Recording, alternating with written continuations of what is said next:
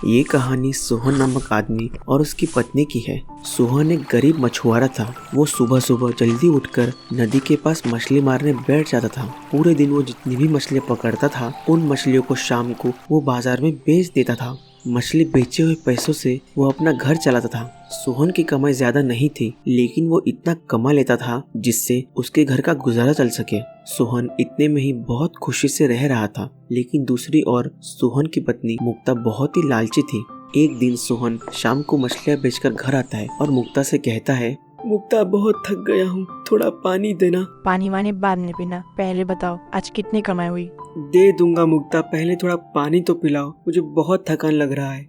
तभी मुक्ता सोहन को एक गिलास पानी देती है। सोहन पानी पीकर उससे कहता है, ये लो मुक्ता, आज की कमाई, आज बहुत समय बाद अच्छी कमाई हुई है। क्या ये अच्छी कमाई है? इतने से पैसों को अपनी अच्छी कमाई कह रहे हो? इसमें तो मेरे लिए सस्ती सी ड्रेस भी नहीं आएगी। एक तुम हो और एक हमारे पड़ोस की सरिता है जो हर हफ्ते अपने पति की दी हुई नई साड़ी पहनकर यहाँ आ जाती है और मुझे ताने मारती रहती है। मेरे तो भाग्य ही फूट गए जो मेरी शादी तुमसे हो गई। सोहन मुक्ता के तानों की वजह से ज्यादा से ज्यादा मछली मारकर ज्यादा से ज्यादा पैसे कमाने की कोशिश करता था, लेकिन उसकी पत्नी मुक्ता कभी उससे खुश नहीं होती थी। इसी तरह सोहन की जिंदगी कट रही थी। एक दिन जब सोहन सुबह मछली मारने जाने के लिए सोकर उठा, तब उसे एहसास हुआ कि उसे बहुत तेज बुखार है। फिर भी अपनी पत्नी मुक्ता के तानों के डर से वो मछली पकड़ने चला गया। काफी देर तक वो नदी में जाल डालकर बैठा रहा, फिर भी उसके जाल में एक भी मछली नहीं फंसी। आज तबीयत भी ठीक नहीं लग रही है और जाल में मछली भी नहीं फंस रही है। एक काम करता हूँ, घर जाकर थोड़ा आराम कर लेता हूँ। ऐसा कहकर सोहन खाली हाथ ही घर की तरफ चला जाता है। सोहन को खाली हाथ आते देख मुक्ता उससे कहती है, क्या बात है जी, आज आप खाली हाथ क्यों आ गए? मैं सुबह से नदी के पास जाल बिछाकर बैठा था, लेकिन आज एक भी मछली नहीं फंसी। पता नहीं आज क्या हो गया। हाँ, रहने दीजिए, सीधे सीधे कहिए ना आपको आज काम करने का मन नहीं है।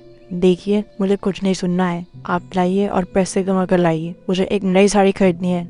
मुक्ता, आज मेरी तबीयत ठीक नहीं है, थोड़ी देर आराम करने दो, फिर मैं चला जाऊंगा। घर में खाने के लिए कुछ नहीं है और आपको आराम करना है। ठीक है, अगर आपको नहीं जाना है तो मैं ही चली जाऊंगी। रहने दो, तुम क्या करोगी जाकर? तुम्हें तो मछली मारनी भी नहीं आती, मैं ही चला जाता हूँ। मजबूरी में सोहन को मछली मारने जाना पड़ा। बुखार होने पर भी सोहन कई देर तक नदी में जाल बिछाकर मछली के इंतजार में बैठा रहा। जब 3-4 घंटे बीत जाने पर भी उसके हाथ कोई मछली नहीं लगी, तब वो खुद से कहता है, लगता है आज नसीब ही नहीं है। कितनी देर से यहाँ बैठा हूँ, लेकिन आज एक भी मछली हाथ नहीं आ रही। पता नहीं अब घर जाकर मुक्ता से क्या कहूँगा। तभी अचानक सोहन के जाल में तेजी से हलचल होने लगती है। अरे अरे अरे, लगता है बहुत बड़ी मछली आज जाल में फंसी है। आज तो सचमुच बढ़िया कमाई होगी। खुश होकर सोहन जाल को तेजी से खींचने लगता है। जैसे ही जाल ऊपर आता है, उसमें एक बहुत बड़ी सुनहरे रंग की मछली फंस जाती है, जिसे देखकर सोहन हक्का बक्का रह जाता है, क्योंकि उसने आज से पहले इतनी सुंदर मछली कहीं नहीं देखी होती।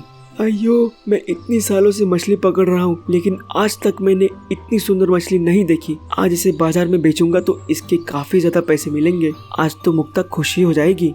रुको, मुझे कहीं मत लेकर जाओ, मैं यहीं रहना चाहती हूँ, यही मेरा घर है।